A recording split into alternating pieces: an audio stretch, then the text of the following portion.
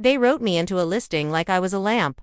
Not a person. Not a mother. Not the woman who scrubbed this floor on her knees with a rag and prayer. The woman who nursed my husband through his last winter. The woman who knows exactly how the house creaks when it's just the house settling and how it creaks when someone is moving through it who doesn't belong. No, in their little advertisement, I was a feature, a quirky detail, a soft, harmless footnote meant to make strangers feel safe.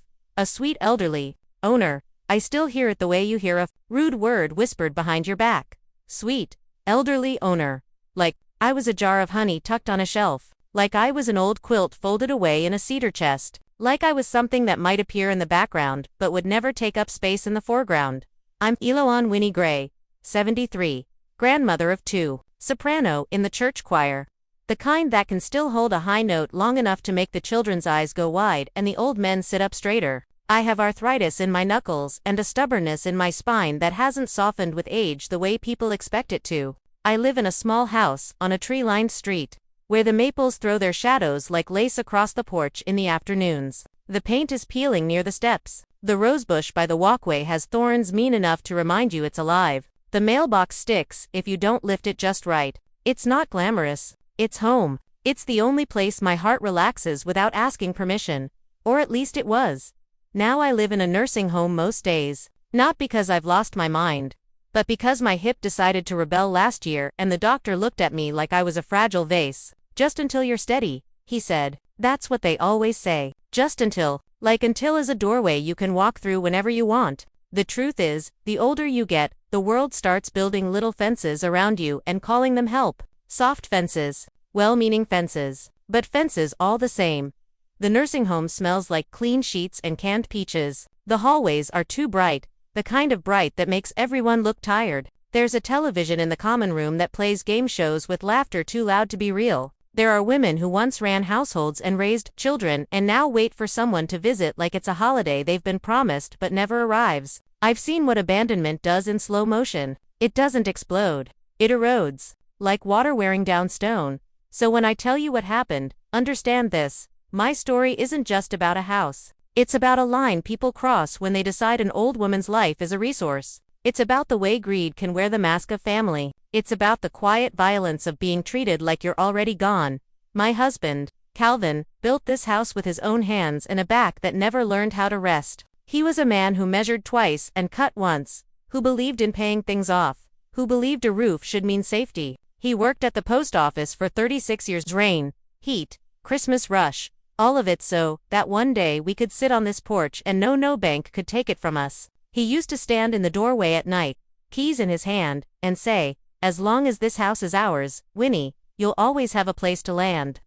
He said it like a vow. Calvin died 8 years ago, a stroke that came fast and left slow. There are losses that arrive like a thief and losses that arrive like fog, taking more and more until you realize the whole landscape is changed. His loss was fog. I learned how to live with absence the way you learn to live with a missing tooth. Your tongue keeps going there, testing the gap, surprised every time. After he died, I kept the house exactly the way it felt when he was still here. Not because I couldn't move on, but because I didn't want to. The chair by the window stayed. The little dish for keys stayed. His work boots sat in the closet until I finally gave them away to a neighbor boy whose father had left, and who looked at those boots like they were armor. I hung wind chimes on the porch and let the sound remind me the world still moved. My daughter, Janelle, visited often at first. She'd come in with the bright rush of perfume and phone notifications, kiss my cheek, and tell me all the things she was juggling. Her husband, Dean, came to. He was polite in the way some men are polite when they are watching and measuring. He'd sit in my living room with his shoulders wide, his eyes scanning the room like it was an inventory list. He never said anything outright, but I could feel his attention on my furniture, my framed photos, my kitchen cabinets, like he was studying what could be converted into cash. Janelle always said they were struggling. Always. The word struggling came out of her mouth the same way weather does, habitual, casual, unquestioned. But her nails were always done. Her phone was always new. Her pictures online were always of dinners with tall glasses and vacations with captions about blessings. I didn't judge. I didn't scold. A mother's love is sometimes an ache you carry quietly, even when your child grows into someone you don't fully recognize. I helped when I could. I bought school shoes for my grandchildren. I paid for a field trip. I slipped grocery store gift cards into Janelle's purse when she wasn't looking. She never said thank you in a way that felt like gratitude, more like relief. Like she expected help the way people expect the sun to rise. Then came the spare key. It was such a small thing. That's how these stories begin. Elder abuse rarely kicks the door down. It walks in smiling. Janelle called one Tuesday, voice sweet as cornbread. "Mama," she said, "our building is doing some maintenance. And they're coming during my lunch break and I can't be late back. Can I borrow your spare key for just a day? Just to wait inside while they work. I'll bring it right back." My spare key sat in a ceramic bird by the door, untouched for years. I didn't even hesitate. "Of course," I said, "just put it back." She came, hugged me, took the key, promised. And for a while, she did return it. Then she forgot. Then she forgot again. Then it became normal that she had it. And I didn't press because pressing felt like accusing. And accusing your child feels like swallowing glass. That's when the house began to feel off. Not broken. Not robbed. Just wrong in the way a hymn sounds wrong when someone sings it half a step flat. Little things. A cup in the sink I didn't remember using. The thermostat turned up so high the air felt heavy, like breath in a crowded room. A faint scent that didn't belong to my expensive perfume. Sharp and sweet, hanging in my bedroom like someone had been leaning over my dresser. Once, I found the guest pillow slightly indented. Not wrinkled the way mine get, but pressed like a head had rested there for an hour. Another day, the throw blanket on the couch was folded differently, corners to crisp, like someone trying to erase evidence. At first, I blamed myself. That's the trick, isn't it? The world has taught older women to doubt their own minds. We forget a name, and someone chuckles. We misplace our glasses and someone says, "Oh honey," like your whole life is slipping. And if you're not careful, you start doing it to yourself. You start wondering if you're becoming unreliable. You start making excuses for things that don't make sense because the alternative is too painful. But grief makes you sharp in unexpected ways. Living alone makes you notice details. You learn the rhythm of your own house. You learn which boards groan when you step near the hallway. You learn exactly how the curtain hangs when you pull it back each morning. A home is a body. And I knew something else had been moving through mine. The moment that cracked the whole thing open came on a morning when the air was cool enough to make my bones ache a little. I was walking out to get the newspaper, my robe tied tight, my slippers scuffing the porch, when my neighbor Mrs. Wexler, a woman who could sniff out drama from 3 blocks away, waved at me with a grin too eager. "Winnie," she called, "you've been popular lately." I paused, newspaper in hand. "Popular?" She nodded toward my driveway. "I've seen different cars. Late nights, early mornings. And this morning, a couple came out with suitcases. Looked like they were headed to the airport." She lowered her voice like she was sharing a secret. "Family visiting. How nice." Suitcases. My hand tightened around the newspaper until it creased. I felt my heart shift into a faster gear. "Oh," I said, "because that's what women like me do when the world punches them. We keep our manners." "Oh yes, just friends of my daughter. Passing through." The lie tasted bitter on my tongue. Mrs. Wexler gave me a puzzled look but shrugged. Already bored because she wanted a bigger story. She went back inside her house and I stood on my porch, staring at my own front door like I'd never seen it before. Suitcases don't belong to friends passing through. Suitcases belong to strangers who feel entitled to stay. Something inside me went cold and clear. I walked into my house and sat at my kitchen table. The sunlight on the linoleum looked innocent. My tea kettle sat where it always sat. My dish towel hung on its hook. Everything looked normal. And that normality felt like mockery. I remembered my granddaughter, Sadie, showing me a travel app months before, tapping her finger on a screen with casual confidence. "Grandma," she'd said, "people rent out their homes now. Like hotels but better. You can stay anywhere." She'd giggled. "It's called Airbnb." That word rose in my mind like a siren. I went to the drawer where I keep my old tablet. It takes forever to wake up, like an old dog lifting its head. I turned it on. The screen glowed. My fingers shook, not from frailty, but from rage that hadn't yet found its voice. I opened the browser, typed the word Airbnb. The world of bright photographs and smiling hosts spilled onto the screen. I searched my city. Then I zoomed in. Closer, closer. My street, and there it was. My house, my little bungalow with my roses blooming in the front like a proud secret. The listing title made my stomach flip. Cozy vintage cottage, quiet neighborhood retreat. Quiet retreat. As if my life was a theme. The host name was Janelle. Her profile picture was a polished headshot, the kind you take when you want the world to see you as professional. She looked bright and trustworthy. Her smile was the smile she used when she wanted something from me. I clicked, and there were the photos. My living room, staged like a set. My crocheted afghan folded neatly over the arm of Calvin's chair, as if it was a charming accessory and not something I made during the worst year of my grief just to keep my hands busy. My kitchen with the yellow curtains, my spice rack, my old wooden cutting board with knife marks like history, and then the one that made my breath leave my body entirely. My bedroom, by bed. My quilt, turned down with crisp corners like a hotel. My nightstand, my lamp, the framed photograph of Calvin in his postal uniform, smiling like he didn't know what the future would do to the sanctuary he built. They had photographed it, they had included it, they had offered it. I scrolled down to the description. Enjoy a peaceful stay in this lovingly maintained home, it said. The sweet elderly owner is very private and is often away visiting family, so guests can expect quiet and comfort. Sweet elderly owner. Often away, like I was a cat that wandered off. I sat there staring at those words until the screen blurred. Not because I was crying would have meant helplessness. I was beyond that. I felt something else. A slow, rising heat behind my ribs. The kind of heat that makes you steady instead of shaky. They hadn't just borrowed my key, they had borrowed my life. They had turned my privacy into profit. They had invited strangers to sleep under the roof my husband worked his bones raw to own. They had walked people through my rooms like it was a museum and I was the exhibit with a sign that said, "Do not touch. She won't notice." I didn't call Janelle right then. I didn't confront her. I didn't scream. I didn't sob. I sat there and let the humiliation settle into a shape I could use, because I have learned something in 73 years. When someone is counting on your silence, the loudest thing you can do is plan.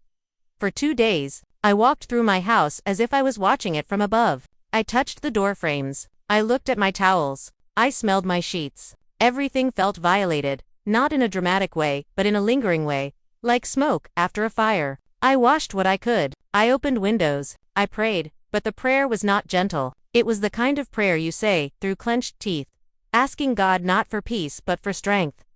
On the third day, I went to choir rehearsal. New Hope Baptist is not a fancy church. The pews squeak. The carpet is worn. The ceiling fan has one blade that wobbles. But the people there are real. They have held hands at funerals. They have cooked casseroles for the sick. They have sung over the grieving until sorrow loosened its grip. It's a community that doesn't pretend love is just a feeling. Love is action there. Love shows up. Our choir director, Pastor Lyle Benton, is 50-something and built like a man who could carry a piano if he had to. His laugh fills the room like thunder. His justice is quiet but fierce. He has preached sermons that made people shift uncomfortably in their pews because he doesn't believe in sugarcoating sin just to keep donors happy. After rehearsal, we'd sung through a hymn that climbed high enough to make my lungs feel young. Adunai asked him if we could talk. We sat in his small office, the one that smells like peppermint tea and old books. I told him everything. The key, the strangers, the listing, the way my own daughter had described me like a harmless ghost. He didn't interrupt. He didn't soften it. When I showed him the listing on my tablet, his jaw tightened in a way that made me think of a lock clicking into place. That, he said quietly, is theft. Yes, I said. And it's disrespect. Yes, and it's exploitation. I nodded. He leaned back in his chair and exhaled slowly through his nose, like he was trying not to let anger become something unrighteous. What do you want to do, Winnie? I looked at him and felt the mischievous spark inside me flare to life. I want to book my own house, I said softly. As a guest. He blinked, then his eyebrows lifted. Book it. Through their listing, I said. With a new account, a prepaid card. Anonymous. Every weekend. So they think they're about to make money. Pastor Lyle stared at me for a moment. Then something happened to his face. His anger transformed into a grin so wide it could have been called unholy if it wasn't so deserved. Oh, he said, voice dropping with delight. Oh, Winnie. I felt my own mouth curve, slow and certain. They wanted quiet guests, I said. People who whisper, people who don't leave a mark, people who come and go like shadows. Yes, he said, already seeing it. I am going to give them guests, I said, but they won't be shadows. Pastor Lyle laughed, deep and booming. It shook the little peppermint cups on his shelf. You are a dangerous woman, he said. And there was admiration in it, not fear. I wasn't dangerous. I was done being used. We made a plan the way church folks make plans efficiently, with lists, and with a level of commitment that would terrify anyone who thinks the choir is just a hobby. We created a profile, not under my name, something harmless and bland, a sunrise photo, a bio that promised quiet reflection and peaceful rest.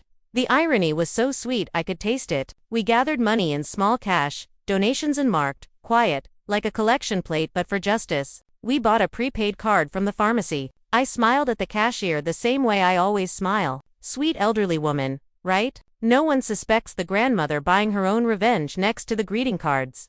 That night, Pastor Lyle came to my house. We sat at my kitchen table, the same table where I once helped Janelle with homework, where I once cut Calvin's birthday cake, where I once held my grief like a heavy bowl and tried not to spill it. We logged in. We opened the listing and we booked. Every weekend, 1, 2, 3. The calendar filled. Each booking confirmation felt like a stitch closing a wound. The prices were low introductory, like Janelle was baiting strangers to fill her schedule. She'd been counting on volume. She'd been counting on me not noticing. We left polite notes with each booking, looking forward to a peaceful weekend. Thank you for the serene retreat. We wrote quiet so many times, it felt like we were casting a spell. When we finished, Pastor Lyle leaned back, eyes shining. Now we wait, he said. The next day, Janelle called me. Her voice was bright, bubbly, high on her own greed. Mama, she squealed, you won't believe it. The house are listing, it's booked solid. Every weekend. We're going to make so much money. I held the phone to my ear and kept my voice gentle. Well, I said, isn't that something? It's amazing, she said, breathless. People love your little place. They say it's charming. Charming. My life. Described like a lamp again. I could hear Dean in the background saying something about finally catching a break. I pictured them in their living room, planning what they'd buy, feeling clever, feeling untouchable. I asked one question, soft as sugar. Who's staying this weekend? Oh, some group, she said. The profile says they're quiet. Spiritual, something like that. Perfect guests. Exactly what we need. Perfect guests. I hung up the phone and sat very still, because I knew what was coming. Friday arrived like a curtain rising. Woke early, and baked cornbread and lemon pound cake. Not from nerves but from joy. If you're going to host a reckoning, you might as well feed it. I filled pitchers with sweet tea and sliced lemons and set everything on my counter, like I was preparing for a family reunion. Around 6:30, I sat in my armchair by the window, the one Calvin used to sit in, and watched the street. Janelle and Dean arrived in their SUV wearing what they must have thought of as host outfits. Nice jeans, pressed shirts, smiles practiced. They walked up my steps like they owned them. They went inside, probably fluffing pillows, lighting candles, trying to make my home smell like a boutique instead of the place where my life happened. At 7 sharp, the first vehicle pulled up. Not a cute little rental car with a couple whispering about museums. A church van. Big and boxy and loud enough to announce its presence. Then another car, then another. Headlights swept across my lawn like doors opened. Laughter spilled out. Voices, warm and familiar. The sound of people who belong to each other. I saw Janelle's face on the porch. At first confusion, then disbelief, then the moment her brain caught up and she realized what she was looking at. 30 members of the New Hope Choir. Not quietly, not timidly, with garment bags and instrument cases and snack coolers, with Sister Maud's booming laugh, with young Deshawn carrying a keyboard like it was holy, with Brother Calvin, yes, another Calvin, isn't that something, holding a guitar and grinning, like he'd been waiting his whole life for this? And then Pastor Lyle stepped out of the van last, dressed neatly, eyes bright, walking up my path like a man arriving for a wedding. Janelle's smile froze on her face. Dean's mouth hung open like a door left ajar. Pastor Lyle reached the porch, hand outstretched. Evening, he boomed. Restful, Janelle croaked, voice cracking. Oh yes, Pastor Lyle said warmly. Restful, quiet reflection. He leaned in slightly and lowered his voice just enough to sound sincere. And, of course, some gentle singing, very gentle. Behind him, the choir members began to climb the steps, greeting each other, admiring my roses, chatting like it was a picnic. Janelle tried to speak. She tried to protest, but how could she? How could she explain to her pastor, to the choir, to the neighbors peeking through curtains, that she'd been secretly renting her mother's house out online and had just been caught by a wave of joyful righteousness? Dean whispered something harsh in her ear. She hissed back, But they were trapped. The booking was valid, paid, confirmed, and if they caused a scene, if they turned away the pastor and the choir, the whole town would find out why. Not eventually, immediately. In the way small towns and church communities spread truth like wildfire. I waited 3 minutes before I appeared. I opened my bedroom door and stepped into the living room as if I'd been resting, as if I hadn't planned this, like a general. I put on my sweetest smile. I let my eyes widen with surprise. "Well now," I said, voice bright, "look at this." Pastor Lyle swept toward me with arms open. "Sister Winnie," he exclaimed, "what a blessing. Your daughter has so generously offered this lovely home for our weekend of spiritual renewal." He hugged me, firm and warm, and when he pulled back, he winked at me quick, conspiratorial, the kind of wink that says, "We've got you." Janelle's face went pale. Her eyes darted between me and Pastor Lyle, trying to find a story that would save her. I played my part. "Janelle," I said softly, like a mother proud of her child, "you didn't tell me the church was coming." Janelle's lips parted. No sound came out. Dean stared at the floor like it might open and swallow him.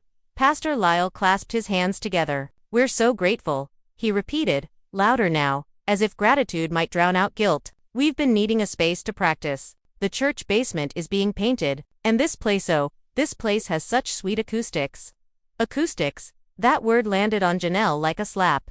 The neighbors watched. I could feel their curiosity pressing against my windows like a second layer of glass. Cars parked up and down the street. My little bungalow, marketed as a quiet getaway, was suddenly alive, and then the singing began. Not immediately. Not like an attack. We had manners. We ate first. We drank tea. We laughed. We filled my kitchen with warmth and bodies, and the scent of pound cake. My house breathed again, not with strangers tiptoeing, but with community settling in like sunlight. Janelle and Dean hovered near the doorway, stiff and powerless, trying to maintain the illusion of hosting while their control slipped away like water through fingers. Janelle kept checking her phone, probably watching messages, probably thinking about reviews, about ratings, about her precious online reputation. When Pastor Lyle finally clapped his hands and said, "All right, choir, let's warm up," I swear the air itself leaned in. 30 voices in my living room. My living room, where Janelle had promised guests quiet.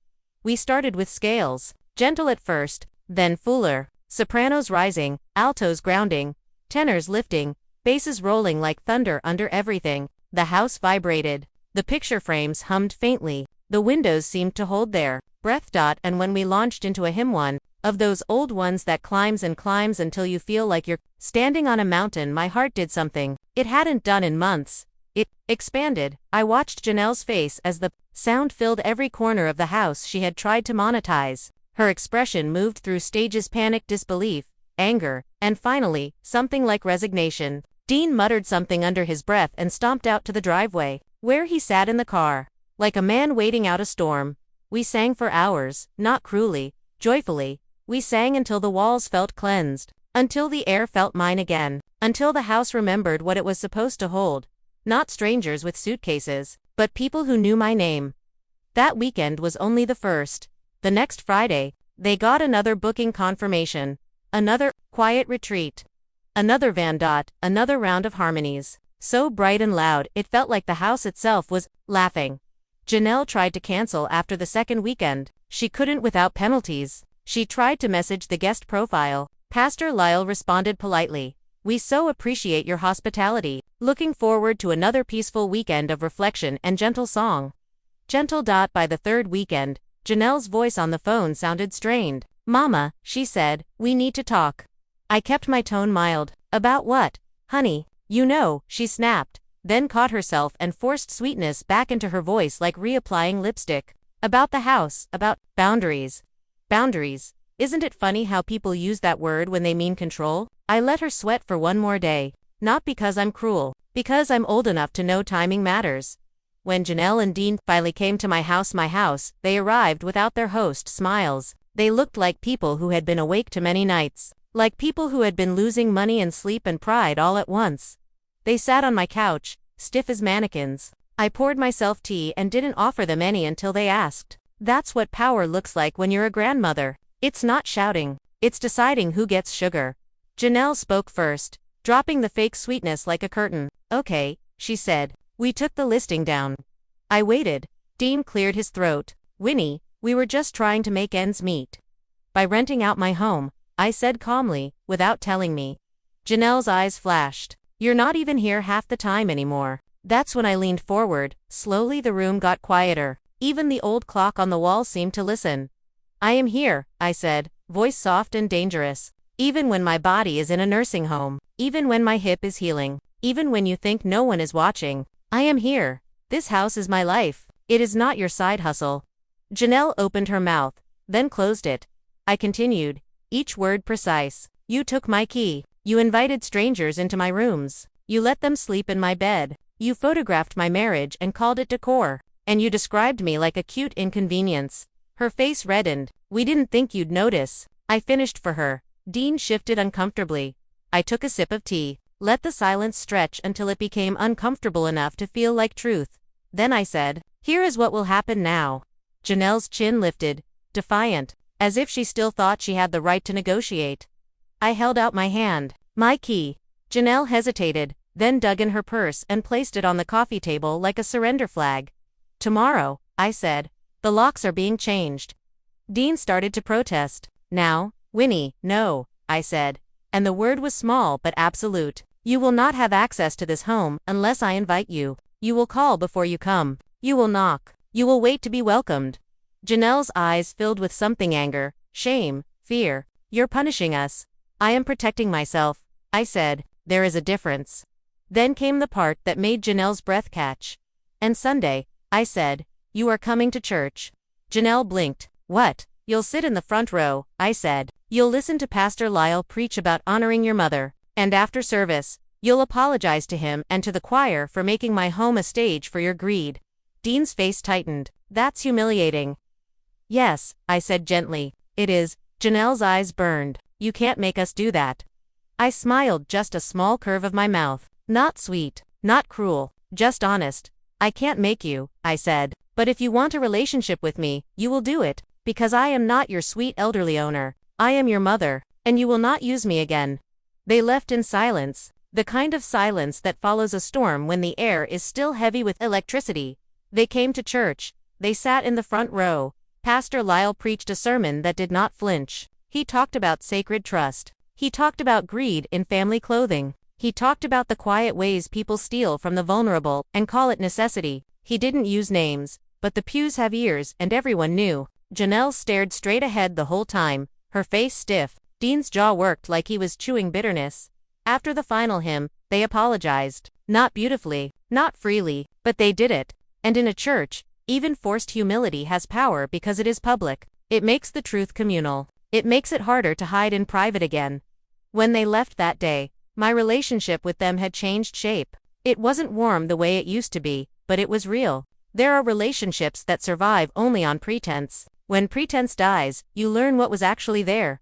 In the weeks that followed, the house grew quiet again. Real quiet. My quiet. The kind that feels like peace and not like absence. I changed the locks. I installed a simple camera at the front porch, not because I want to live in fear, but because I refuse to live in denial. I told myself something I wish I'd told myself earlier. Trust is not owed. It is earned, even by family, and then something happened I didn't expect.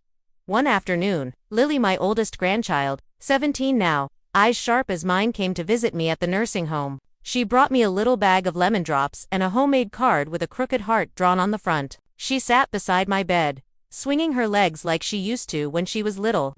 And she said quietly, "Grandma, I'm sorry.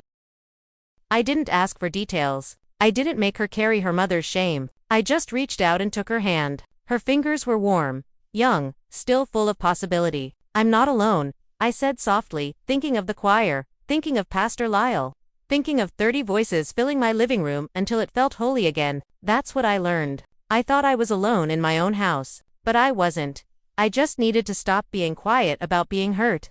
That weekend, the choir came over again by invitation this time, not as guests, as family. We grilled chicken in the backyard. Children ran through my grass. Someone brought a folding table and set it up under the tree. Pastor Lyle stood at the grill, laughing, sweat shining on his forehead like a blessing. Sister Maud started singing without warning, and soon everyone joined in. Not rehearsed, not perfect, but alive. I sat on my porch swing with a paper plate in my lap and watched my home become mine again. Not because the walls changed. Because the truth did. A house can be taken from you in ways that don't involve moving trucks. It can be taken with a spare key and a lie and a website and a smile. It can be taken when your own child decides your privacy is negotiable. But it can also be reclaimed, not always with lawyers and sirens. Sometimes with something as simple as voices rising together until the air itself remembers what dignity sounds like. I won't pretend everything is fixed. That's not how life works. People don't transform overnight because they were caught. Janelle still has her habits. Dean still watches money like it's a god. But now there is a line in the sand they cannot pretend not to see. Now they know I am not a footnote. And I know something too. I know the world will keep trying to make older women smaller. It will call us sweet when it means silent. It will call us confused when it means inconvenient. It will call us a burden when it means it wants what we have. So I practice my own kind of hymn now. Not just on Sundays. A hymn made of boundaries and receipts and changed locks. A hymn made of community and laughter and not apologizing for taking up space. A hymn that says, I am still here. I am still the owner of my life. Sometimes, late at night, when the nursing home is quiet and the hallway lights make everything look pale and gentle, I close my eyes and imagine my living room filled with sound again. I imagine the altos steady as earth, the tenors bright as morning, the basses rolling like thunder, and my own soprano threading through it all like a ribbon that refuses to tear. And I think of Calvin, his hands, his vow, the roof he built, the safety he believed in.